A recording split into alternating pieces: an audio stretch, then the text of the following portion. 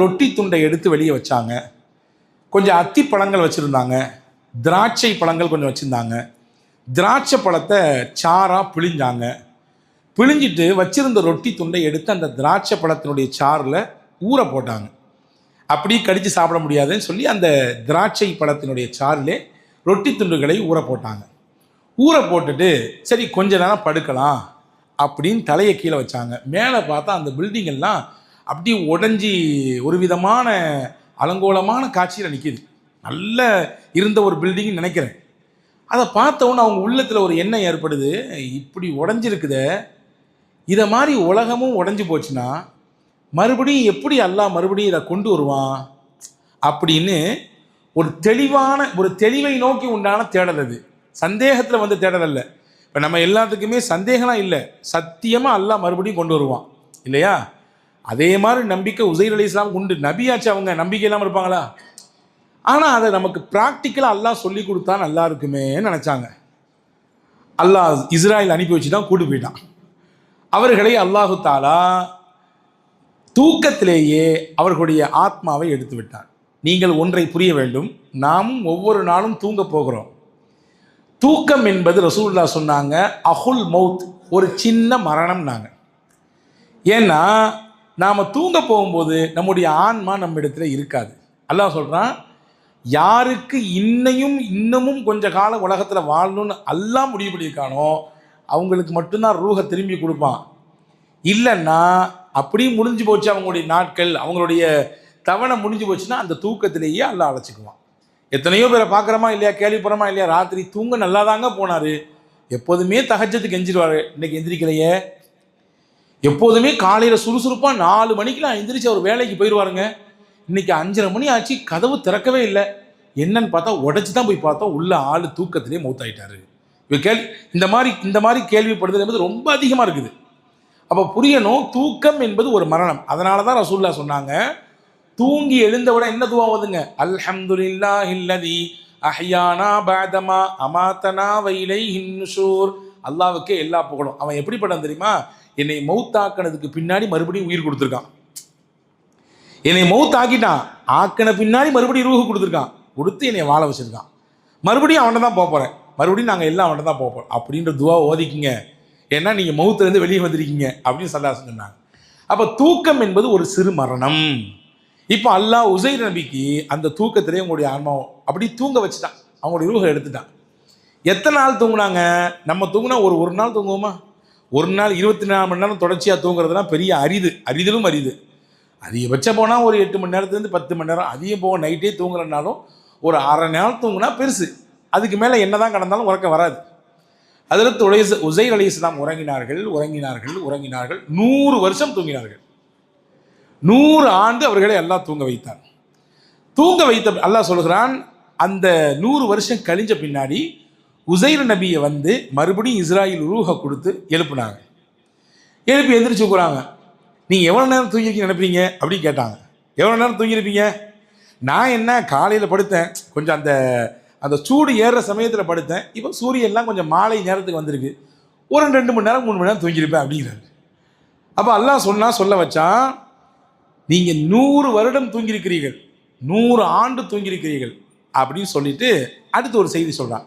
நீங்கள் தூங்குறதுக்கு முன்னாடி ரொட்டி துண்டை எடுத்து அந்த திராட்சை சாறில் போட்டு வச்சு ஊற வச்சிங்கன்னா பாருங்கன்னு நாளில் பார்த்தா அப்படி இருக்குங்க, 100 வருஷம் கெட்டு போகல. நீங்கள் எல்லாம் பார்க்குறத பார்த்தா அப்படி ஏதாவது சாறு கிடச்சா ரொம்ப நல்லா இருக்குமேன்னு தோணுது இல்லையா? இப்போ நம்ம வீட்டில் இருக்கக்கூடிய பெண்களுக்கெல்லாம் தேவை இருக்காத, எடுத்து சூடு பண்ணிவிட்டு அல்லது வேறு எதையாவது பொட்டிகளில் உள்ளே கொண்டு வச்சு எடுக்க வேண்டிய சூழலாம் இருக்காதுன்னு. அல்லாஹ் நான்னா ஒரு பொருள் கெட்டு போக வேண்டும் என்பது நடக்கலைங்க. எந்த பொருளானாலும் அது வாங்கி வச்ச மாதிரி இருந்துச்சு. நம்ம பனு இஸ்ரவேலுடைய வரலாறை படிச்சுட்டே வந்தோம். மூசா நபியினுடைய காலத்தில் தீகின்ற ஒரு மைதானம் இருந்துச்சு, ஒரு பெரிய மைதானம். அந்த மைதானத்தில் போய் அல்லாஹ் அவங்கள தங்க வச்சான்.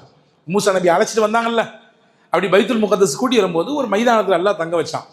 அந்த மைதானத்தில் வச்சு தான் அல்லாஹ் சொர்க்க உணவு கொடுத்தான். அந்த சொர்க்க உணவு தான் மண்ணு சல்வான்னு குர்ஆன்ல அதெல்லாம் சொல்கிறான், சொர்க்கத்தினுடைய உணவு அது. அந்த உணவை கொடுத்தா அவங்க சாப்பிட்டுக்கிட்டே இருந்தாங்க. அல்லாஹ் என்ன ஒரு உத்தரவு கொடுத்தாங்கன்னா, நீங்கள் எவ்வளோ வேணாலும் சாப்பிட்லாம், ஆனால் எடுத்து சேமித்து மட்டும் வைக்கக்கூடாது. இது அடுத்த வேலைக்கு வேணுமே, அடுத்த பக்கத்துக்கு சாப்பிடணுமே அப்படிலாம் நினைக்கக்கூடாது. நான் தருவேன் நம்ப நீங்கள், அவ்வளோதான். இந்த நம்பிக்கையை ஒவ்வொரு மனிதனுடைய வாழ்க்கையிலும் வந்து போச்சுன்னா எந்த பயமும் நமக்கு தேவையில்லை. ஏன்னா ரிசுக்கு தர்றவன் அவன் முடிவு பண்ணிட்டா எப்படியும் தந்துக்கிட்டே இருப்பான். எதிர்த்தாப்பில் கடையை திறந்தா என்ன, பக்கத்தில் வந்து கடையை திறந்தா என்ன, நமக்கு ஆப்போசிட்டாக எவ்வளோ பெரிய ஆள் வந்தால் நமக்கு என்ன, நமக்கு ரிசுக்கு எல்லாம் முடிவு பண்ணியிருக்கான், தந்துக்கிட்டே இருப்பான். நம்ம வேலையை நம்ம செஞ்சுக்கிட்டே இருப்போம், அவ்வளோதான், முடிஞ்சிருச்சு. நம்ம கையை பசைய வேண்டிய தேவையில்லை. அப்போ சொன்னால் அல்ல, நீங்கள் சேர்த்து வைக்கக்கூடாது, இருக்கிறத சாப்பிடணும். ஆனால் 2-3 நாள் ஒழுங்காக தான் சாப்பிட்டாங்க. அதில் 4 பேர் வந்து பேசிக்கிட்டான், இப்படி நம்ம செஞ்சுக்கிட்டு தான் என்ன அர்த்தம், திடீர்னு நின்று போச்சுன்னா என்ன பண்ணுறது, சொர்க்க உணவாச்சல்ல, நின்று போச்சுன்னா என்ன பண்ணுறது அப்படின்னு சொல்லி 4 பேர் பேசினாங்க. ஒரு 4 பேர் இவங்க சொல்கிறது சரிதாங்க, இதெல்லாம் தப்பு கிடையாது, சரியாக பேசுகிறாங்க அப்படின்னு அதுக்கு ஒரு சப்பை கட்டினாங்க. சப்பை கட்டின உடனே எடுத்து சேர்த்து வைக்க ஆரம்பித்தாங்க. எப்போ சேர்த்து வைத்தார்களோ அடுத்த வேளை உணவுக்கு சாப்பிடலாம் என்று தட்டை திறந்தார்கள். ஒரு விதமான கெட்ட துர்வாடை அடித்தது. அப்படின்னா என்ன அர்த்தம், கெட்டு போச்சு. அது வரையில உலகத்தில் கெட்டு போகுதல் என்பதே கிடையாதுங்க. கெட்டு போகுதல் என்பதே கிடையாது. என்ன பொருள் இருந்தாலும் அப்படியே இருக்கும், இருந்த மாதிரி இருக்கும், எத்தனை நாள் வேணால் சாப்பிட்டுக்கலாம் இல்லையா.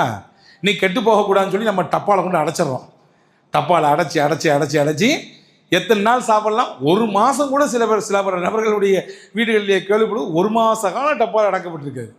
அல்லாஹ் பாதுகாப்பானாங்க. அன்பான சகோதரர்களே, இங்கே பாருங்கள், எதுவுமே கெட்டு போகலை. ரொட்டி துண்டு இருக்குது, அப்படியே ஊறிக்கிட்டு இருக்குது. அந்த பழச்சாறு அப்படியே அந்த பழச்சாறுக்குள்ளே அதில் கிடக்குது.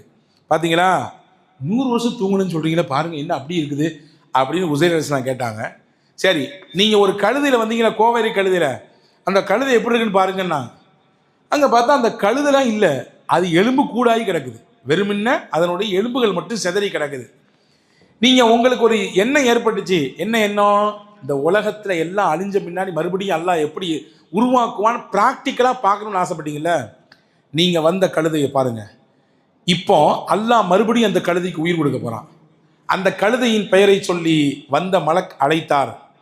சிதறி கடந்த அதனுடைய எலும்புகள் தோள்கள் எல்லாம் அப்படியே இணைந்தது. ஆங்காங்கே கடந்த அதனுடைய எலும்புகள் எல்லாம் இணைந்து அப்படியே ஒன்றாக சேர்ந்து அது ஒரு சப்தம் போட்டுக்கொண்டு மறுபடியும் உருவானது. இதை பார்த்துவிட்டு சொன்னார், நேச்சுரலாக பார்த்துட்டீங்க, கண்கூடாக பார்த்துட்டீங்க. ஒரு இழந்ததை, ஒன்றுமில்லாமல் போன ஒன்றை மறுபடியும் எப்படி அல்லாஹ் கொண்டு வருவான்றதை நீங்கள் நேரடியாக பார்த்துட்டீங்க இல்லையா.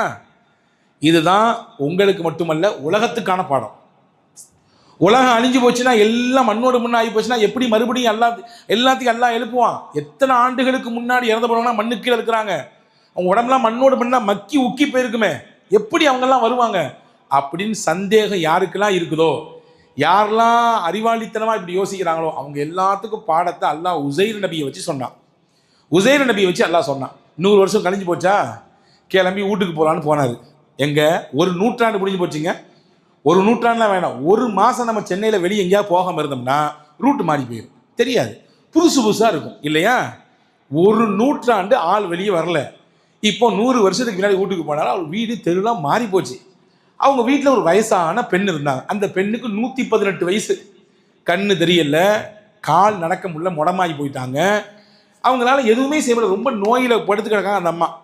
இவங்க போன உடனே இங்கே உசைருடைய வீடு எங்கே இருக்குதுன்னு கேட்டாங்க. இங்கே உசைருடைய வீடு எங்கே இருக்குதுன்னு கேட்டாங்க.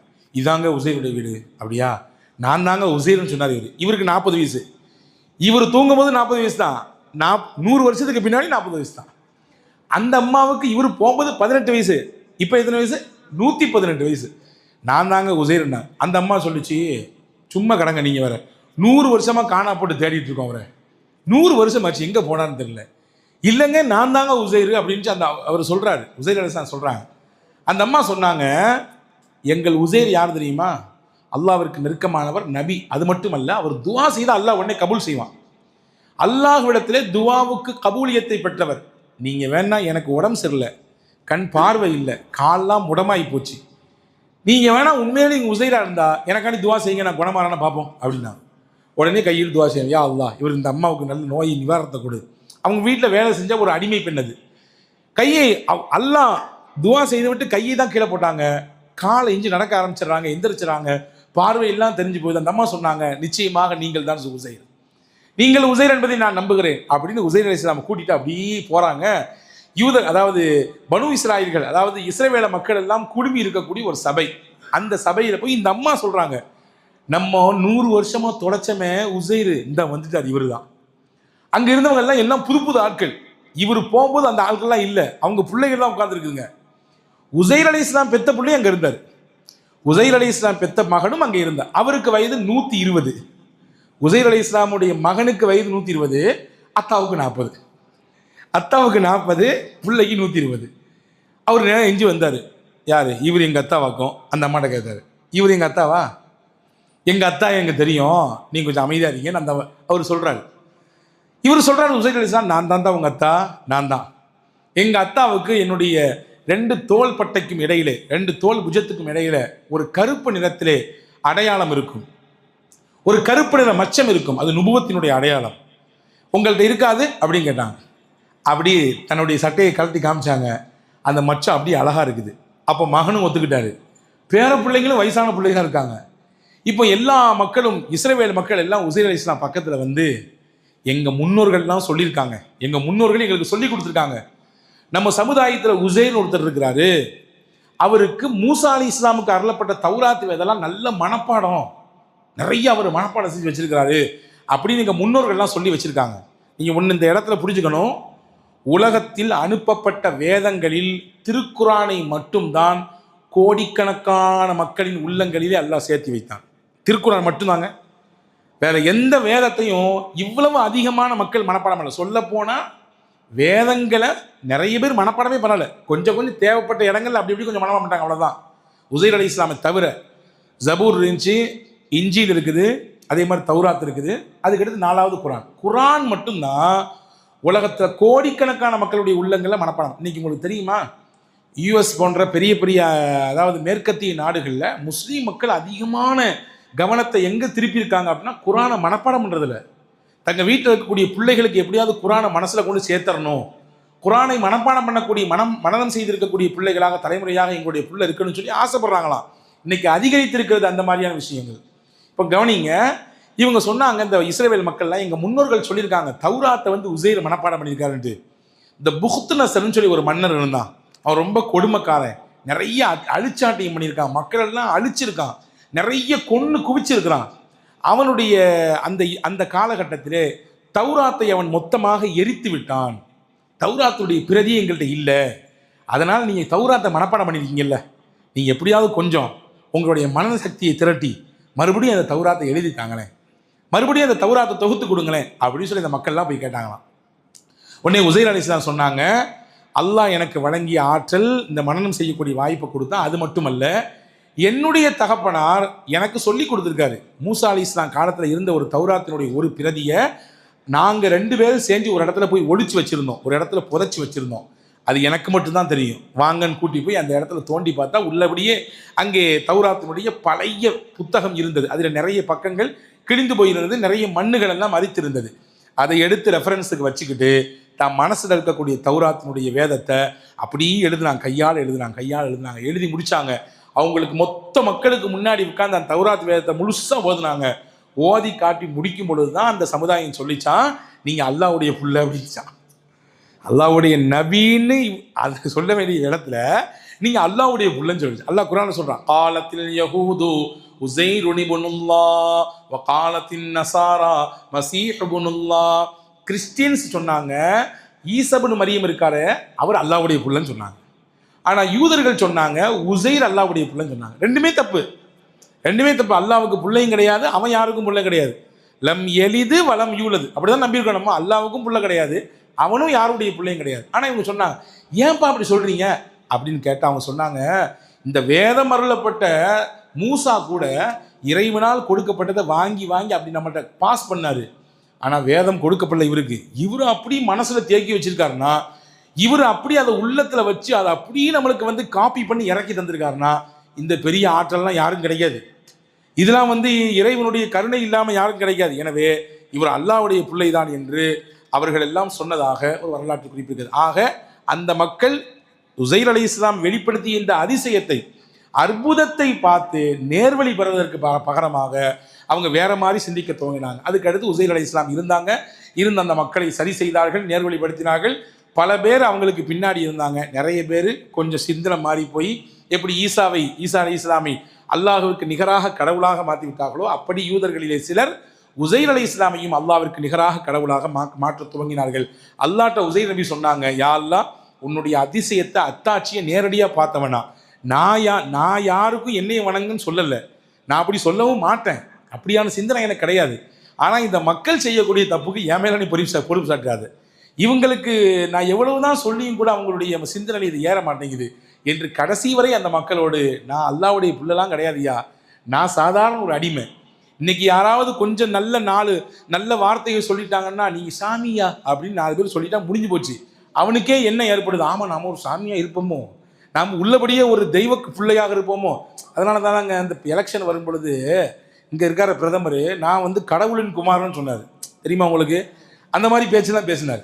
இப்போ ஒரு கட்டத்துக்கு மேலே யாராவது 4 புகழ ஆரம்பிச்சிட்டா, உண்மையிலே நம்ம இறைவனுடைய குழந்தையாக இருப்போமோ, உண்மையிலே இறைவனுக்கு நாம் நெருக்கமான ஆளாக இருப்போமோன்ற எண்ணம் இன்னைக்கு ஏற்பட்டு போயிடுது.